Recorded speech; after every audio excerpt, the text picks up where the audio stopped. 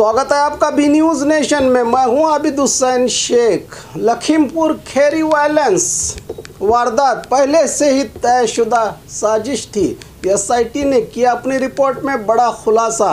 जी हां, लखीमपुर खैरी वायलेंस तशद्दुद के मुतालिक राकेश कुमार जैन के नेतृत्व में बनी एसआईटी की इन्वेस्टिगेशन टीम ने अपनी जांच में बड़ा खुलासा किया है कि ये वारदात पहले से ही तयशुदा साजिश के तहत की गई वारदात है, जिसकी वजह से 5 मासूम लोगों ने अपनी जान गंवाई और बहुत से जख्मी भी हुए। इस जुल्म के खिलाफ किसानों ने गृह राज्य मंत्री अजय कुमार मिश्रा टेनी और उनके बेटे आशीष मिश्रा को दोषी ठहराया था। किसान रैली के दौरान एक गाड़ी ने किसानों को कुचलते हुए निकल गई, जिसमें 4 किसान और एक मकामी रिपोर्टर की मौत हो गई थी। लखीमपुर खैरी मामले को लेकर सांसद में खूब हंगामा भी किया विपक्ष लगातार गृह राज्य मंत्री अजय कुमार मिश्रा को अपने पद से हटाने और इस्तीफा दिलवाने की मांग करते हुए दबाव बना रही थी सरकार पर। हंगामे की वजह से आज राज्यसभा